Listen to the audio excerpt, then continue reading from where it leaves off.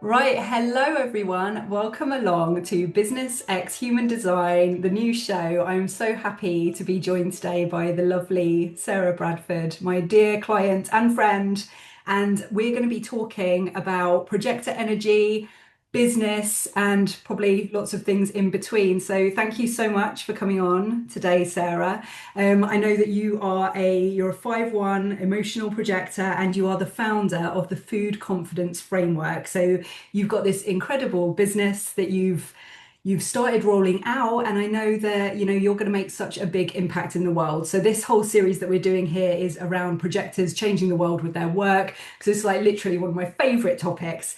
So Sarah, do you want to kind of introduce us to the work that you do and let us know a little bit about you?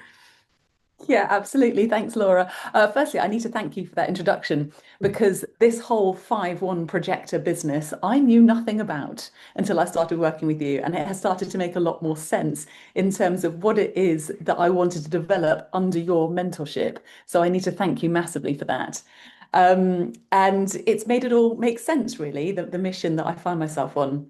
Mm. And I entered the world of nutrition about 5 years ago with a background in very much in biochemistry, teaching, and it all felt like it came together. And then it was a bit of a personal journey for me, really, trying to get what I ate Mm. in some kind of order, thinking that I knew it all because I got molecules, but actually I didn't know it all because I wasn't doing it right. And I realized that this was a problem that many women face. And so I created something that is a confidence program. Mm. And from the outset, it's not something that you would necessarily Google and go, I need a solution to this. It's not an acute problem that women immediately resonate with until these conversations start happening. And you go, oh, I get it now. Because we live in a world where food is loud and it's confusing, and there are lots of mixed messages out there. And as women, particularly at this point in midlife, we've got to the stage where we have been around the block and we have tried diets and supplements, and we've listened to experts and we've spoken to friends. And it's all in the pursuit of a goal that we've set ourselves. Mm. And that goal is more than likely, mainly driven by some kind of aesthetic goal, whether it's weight, whether it's a clothes size, whether it's trying to bulk up. It might also be something medical. A doctor has said you've got to lose weight because, and has highlighted some kind of medical issue as well that all needs to come from food. And we make this link in our heads that food and aesthetics are intrinsically linked. And therefore, we go doggedly in pursuit of a solution for it, which could well be, the dramatic cutting calories or deciding that we need this particular nutrient, or we're starting to max out our protein, or we're going down the microbiome route. And what happens is that we try something, we get extremely excited by it because we buy hope, really, is what we're buying from these people. It's Mhm. like, oh, I've got the answer finally. Mm. And 45, 46, 47, and we think the next one's going to be the answer. And we actually realize that we are overwhelmed. Yeah. And when we become overwhelmed and we have too much information at our fingertips and deep-rooted beliefs that are sitting there from the noughties and the 90s and everything else that is basically colluding against some nice unified answer, Mm. we realize that we've fallen into food for overwhelm. And actually what we need is a strategic way to move forward, and we need to build our food confidence again. And that is what I do. See, I love this so much because this is you literally just like you are speaking your 5-1 projector energy, because you have got this amazing way of kind of like there's all this, like you say, noise and chaos and different points of view kind of out there in the world. And like you say, all the conditioning from the many decades actually of all this, the stuff that we're subjected to, I guess, in terms of marketing and, you know, I suppose, yeah, it is conditioning around how things should be. But as a 5-1, you've literally cut straight through the noise. And what I love about the food confidence framework that you've developed is it can literally be installed into your life. And it's something like I know that you and I have spoken before, where I've literally been making a dinner and I've gone, oh, if I just add this, instead of thinking of taking away, it's about adding.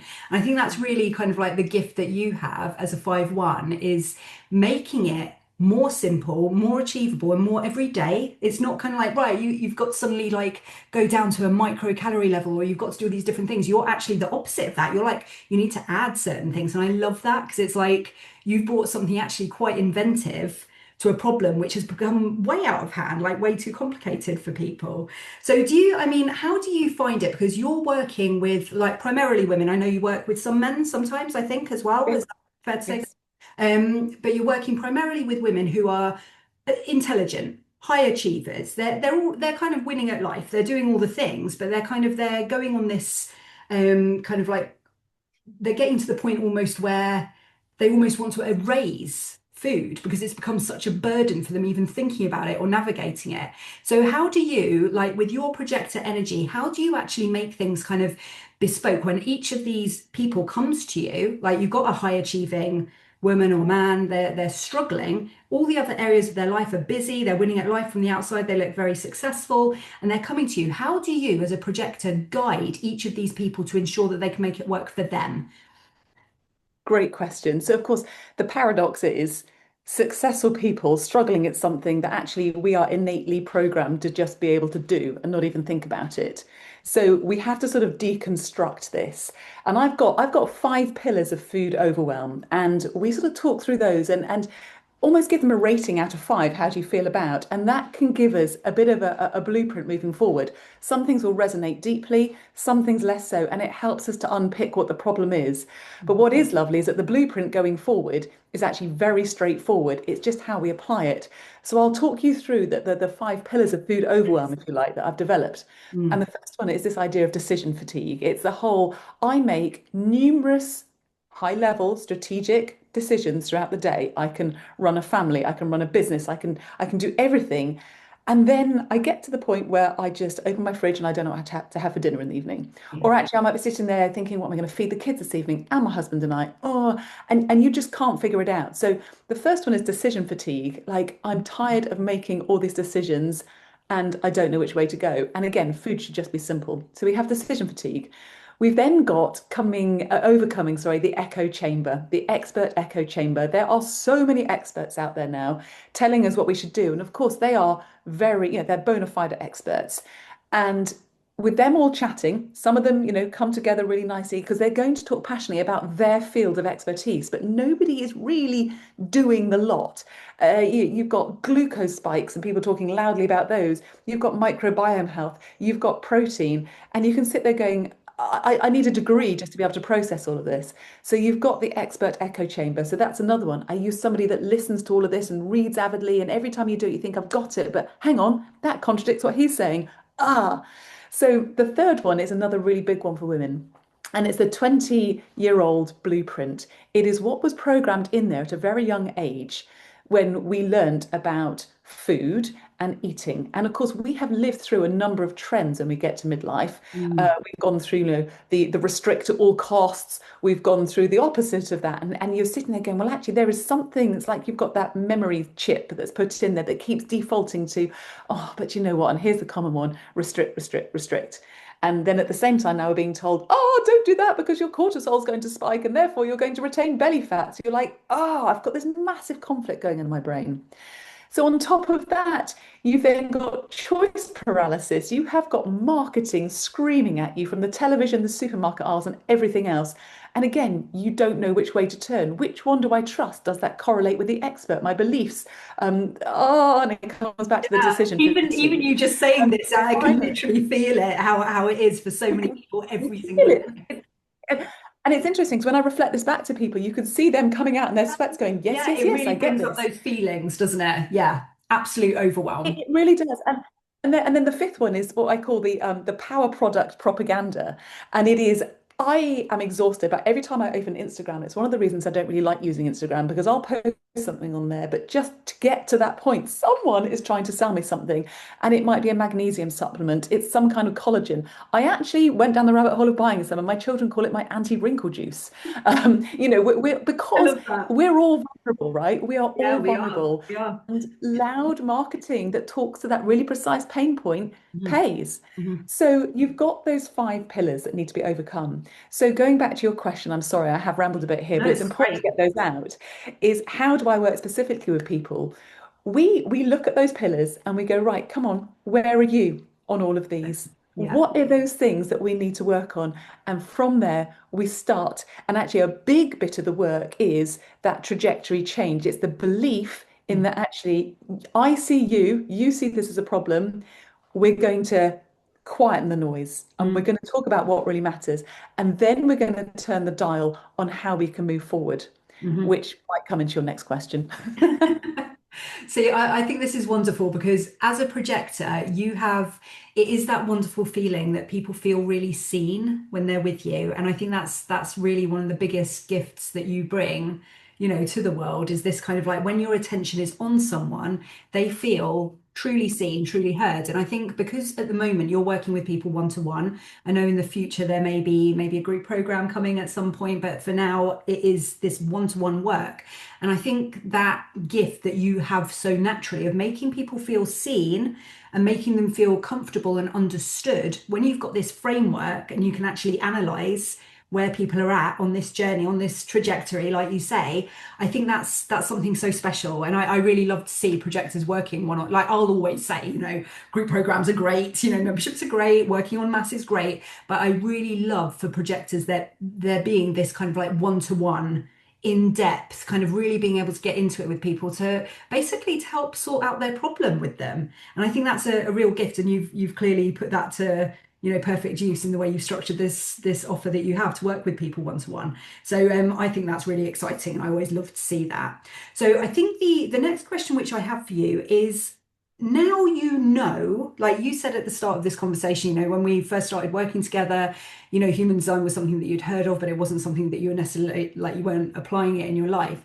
How does knowing about your human design, how has that helped you on your business journey? It's been very liberating, actually, I have to say, because I've always felt like I am one of those people who wants to change the world and try and you've got a worthy cause and you want to do as much as you possibly can. And then at the same time, I've always really struggled working down in the weeds. Mm, And I just assumed that maybe I like big picture and I'm a bit lazy when it comes to the detail stuff. But actually, having you I always take things with a pinch of salt, but every single time I sort of, I don't know, I might have a procrastinating day or a day where I'm actually having to sit and do the donkey work. And I'm like, actually, there's this sort of guiding light, if you like, to say it's okay to feel this way. Yes, you work on your own at the moment, so you've got to get the job done. But actually, the human design element feels like a really nice cushion for me to be able to sit in and feel secure in and go, it's okay because you're meant to feel this way.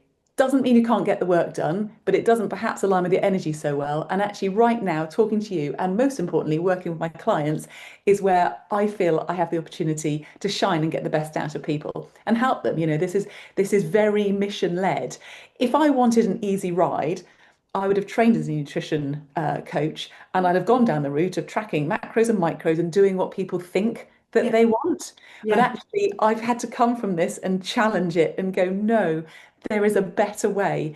And what you think you want and what you actually want are two different things. So trust me to help you move into a way that actually food just happens in your life. It doesn't have to be something that should take up all this brain space and just let you put that brain space to better use. I absolutely love that. That's so cool because that's exactly how I see things too. It's like with the human design, it's like it is liberating and it is a comfort because it's kind of like, actually I'm meant to be this way. And I think as because we're both non-sacrals, it's that kind of feeling that, 70% of the world works in a certain way and we're not necessarily designed to work in that way too. But sometimes you can feel that pressure to be like, oh, but everyone else is being so 24/7 busy and hustle and all this stuff and that just simply doesn't make the most of our energy at all. So I think that's really lovely that you feel that way about it. I think that's probably the best thing that I could hear about it, really, that is liberating and a comfort.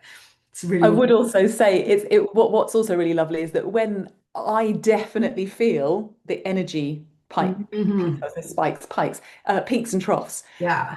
There are days when I feel so on top of the world and like this is, you speak to a great client, you write a great blog and you're like, yes, this is world changing. And then there are days when you feel like you just don't need to It's bother. all gone. And it's possibly a bit like having PMT, isn't it? Let's be honest. So women here, when Yeah. you're like, Wait. oh, I Yeah. know there's a reason for this, but I Yeah. still feel rubbish. But actually, it's just knowing that for every trough, there's a peak again. And it's just hanging on and knowing it's going to come back. Yeah. It's that mojo, isn't it? And Yeah. I That thought, I don't trust, the know, I trust guess in it. have Yeah. trust. Yeah, Yeah. absolutely, absolutely. Yeah. And actually, it's interesting because, this is obviously a long way down the line, but I can't help but feel maybe there's a way of eating for human design. I mean, who knows? Oh, I wonder. Do you know what? You need to nab that now, Sarah. The human design food confidence framework to get it done. Exactly. Definitely. You're the first to talk This, about niching. this is such an interesting one because I have read that manifestors specifically can struggle with their weight more so because there's no off switch. And this is something like that's common with all non-sacrals is this lack of off switch. But I see it specifically with projectors that I've worked with and projectors that I know in my personal life. I think there's this overriding, I'm not going to say a need for success, but it's like it's part of your blueprint, like this success thing. It's kind of like, and I know for yourself, you're a runner, and I know that I'm going to say most of the projectors that I know have this kind of desire and fuel inside them that keeps them being successful, and that often comes out in terms of physical exercise. So I think that kind of like evens out some of the maybe weight gain issues that manifestors struggle with because there is no off switch. And I know this as a manifestor myself. I've got this specific memory in my mind. I went out for an a delicious Indian meal with my friends many years ago, and they were both. I know that one of them's a manifesting generator, and the other one, I don't actually know what type she is, but I get very strong generator vibes. She just is. Like I haven't run her chart, but I would say seeing how she is, she's a generator. And I remember at that dinner, they'd both finished their tea. And I don't usually do this, but I carried on. And I was like, it's so delicious, so good. And I carried on. And I remember one of them looking at me and she's like, oh, Laura, you're not done yet. I was like, no, it's so good. And I then watched an interview with, there's a lovely human design expert called, I think her name is Jenna Zoe or Zoe Jenna. Apologies to listeners who are shouting at the screen saying that I should know her name, but there was this lovely human design expert, and Jenna Zoe, I think, and she, I actually watched one of her programs specifically on this topic, where manifestors can be in a situation with lots of sacral energy, where the sacral energy is being reflected by the manifestor, and it results in absolute that we have no off switch anyway. We have to consciously kind of navigate like it's time to stop now. But when there's that situation of sacral energy around a table with a manifestor, the manifestor can kind of like blow up, if you like, that sacral energy, but there's no off switch. So carry on eating or carry on drinking or carry on whatever it is that is going on. They're blowing it up, and the manifestor will suffer for this. They'll walk away afterwards, and when they come back to their own energy, they're like, WTF, what happened there? I wasn't, I was done. But this, it's quite fascinating actually. So there's definitely a dynamic there. So when you said that, I was like, you might have something there. I think it is a thing. Yeah, I mean Yeah. this is the thing, like food is such an interesting topic. Everybody has got a personal story to tell. Yes. Everyone's got 20 personal stories to tell. You think back because that's totally valid and important, and I can completely see how human, and I know nothing about human design and eating, but it's something that I feel like there's a book we need to I write. think there is. Part that for next Yes. year, but it would be fascinating to Yeah. research, wouldn't it? I think so. But Yeah, there's then definitely sometimes something you've there. got, I have a similar memory. I remember going to university and sitting on the big long dining tables, first year, catered halls of residence, all you can eat. It's basically an all you can eat buffet, isn't it? And it's all really cheap and unhealthy. And you're sitting there at 18 years old going, brilliant, mum and dad have paid for this, or I'm paying for this out my student loan. And Yeah. I remember like for those first few weeks sitting down and just eating and Right. watching people around me, oh, I don't fancy that, and like leaving half of it and almost feeling obliged to go and take it off their plates. The waste thing. Yeah. It's Yeah. the way, but of course, Yeah. what was I was always brought up with, you always clear what's on your plate. You Your always finish what's plate. on your Yeah. plate. And something I've All this always conditioning. Yeah. exactly. And actually, Peel fullness, back the layers. peel back the layers. It's like actually, And my husband and I, we fight about this with our own children. Finish what's on your plate. You're not having pudding unless you finish what's on your plate. And I'm like, Yeah. do you know what? He's Yeah. listening to his body. I've got one that licks his plate pretty much, and I've got the other one who, bless him, eats his veggies, but will often leave his carbohydrates and go, I'm done. Okay. And I'm like, do you know what? You never He force a child knows. to Yeah. go beyond. He Yeah. is listening to his cues. And But of like course, if they can grow up with that, like I've always thought, if I can grow up with if the kids can grow up thinking they can trust their own tummies, because I always say to them, listen to your tumbly. That's always yeah, it's like a joke in our house, because I'll always yeah, say, what does your tumbly say? Because that yeah. trust in, and that's human design actually as well, isn't it? It's not what's going on up here with maybe addictive eating or with emotional eating. It's like what's in your body. As your body said, I'm done. After like, half a plate, if you're done, you're done. And it's like Yeah. that's the best education that you could possibly have, isn't it, really, to give to your kids as a gift? You're absolutely right because that this is something that I need to be really clear about in terms of this food confidence framework. In that, Yeah. like you say, there is a lot going on in the food. You have got emotional eating, and that's not something that I cover. Um, Hmm. but in terms of self-trust and the more physiological aspect, it's learning to tune in, like you say, to those signals instead of being surrounded by, eat, eat, eat, or I was always told to finish what's on my plate or whatever's going on. It is, am I full? Am I comfortable? Yes, I am. And it's also in 2 hours' time, am I still full? Am I still Yeah. comfortable? Yes, I am. Reflection. What did I have for breakfast? That worked. Tick. Yeah. We'll put that in my bank. If it doesn't work, it's instead of going feeling like a failure, which again, of course, we're building confidence, it's Yeah. why didn't that work? Ah, you know what? I lacked protein in that breakfast this morning. We're not talking grams. We're not trying to measure things. It's just if you had a bowl of Cheerios for breakfast, you are going to feel hungry an hour later. Yeah. And it's giving people the toolkit to go, why? Diagnose, I know, Yeah. tomorrow I'll have nuts, I'll have some kefir, and again, if it's still not right, maybe I'll have a poached egg on this. Oh, Mm. now it works. So Yeah. it is fundamentally, like you said, self-trust. Self-trust, Absolutely. And reflection, I think checking in.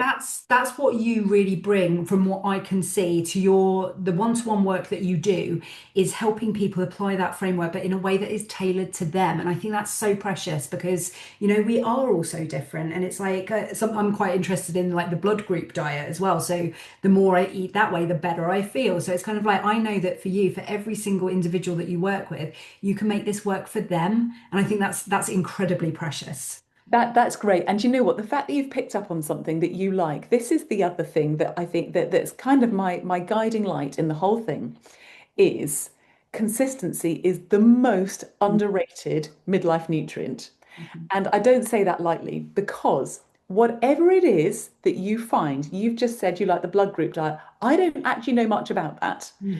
But if it's something that you resonate with, that Mm. makes sense to you, and that you can do day after day after day after day, Yeah. that is where the results that you've been looking for are residing. Yeah. And it might well be, some people might do incredibly well on keto or Mm. paleo or whatever they choose. But if they can't do it consistently, which is a major problem with keto, but Yeah. that's another one. But whatever you do, if you can't do it consistently, Yeah. then it's doomed to failure.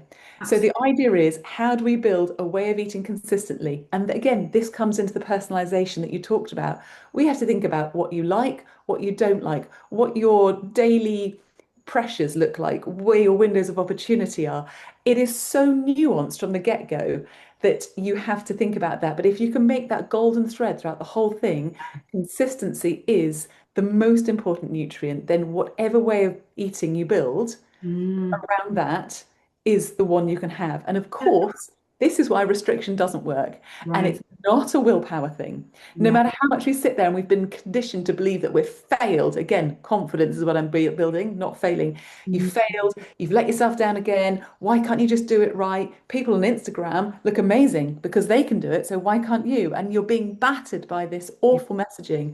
But Yeah. actually, the idea that you just build this consistent way of eating the whole way through that you can cope with, that's where the results are. And there is such a strong physiological mechanism within us as to why we can't sustain restriction. So Mm. in which case, I flip it, and again, personalized, I flip it. We make meals do their job. And by Mm, that, I mean that the meals that you are eating have to do three things. They have to keep you full, not Christmas dinner full, but they have to keep you full because then you're not going to start looking for something else. They mm. have to fuel you. So you have to be able to get through the day on what you eat.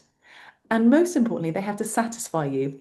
And the satisfaction is different from the full because anyone can get full.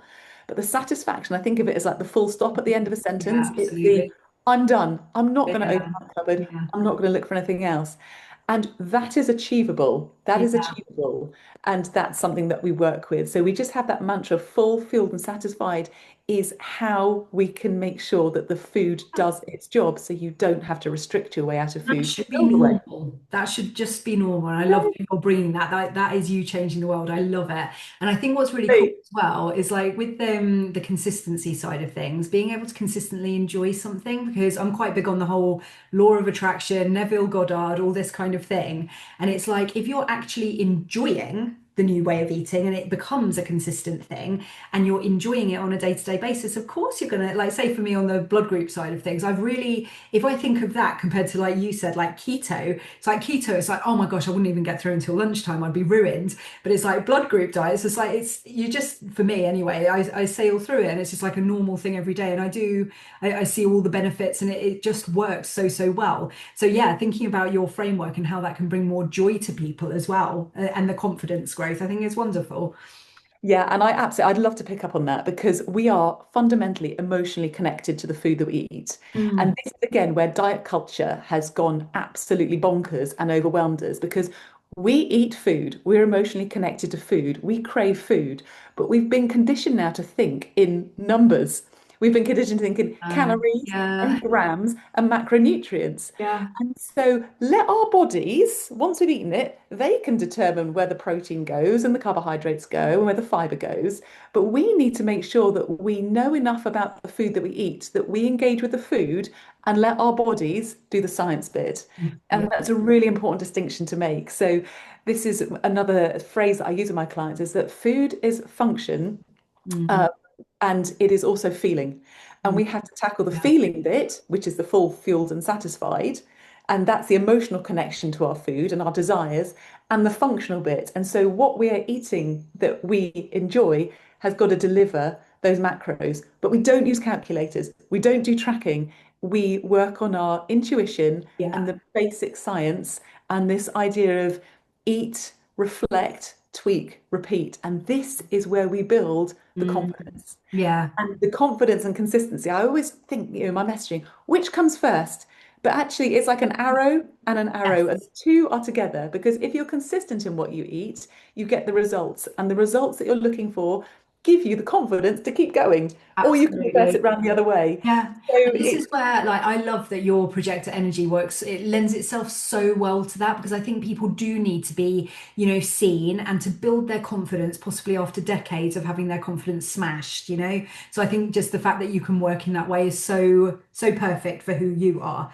I really love that. So with that in mind, for you as a projector business owner, what piece of advice would you give to another business owner who's a projector? What would be your favorite piece of advice that you could give them if they're maybe going through a rough time in their business? Maybe they're, at a point where they're just like, what next? Or maybe they want to raise their pricing. What piece of advice would you give them, projector to projector?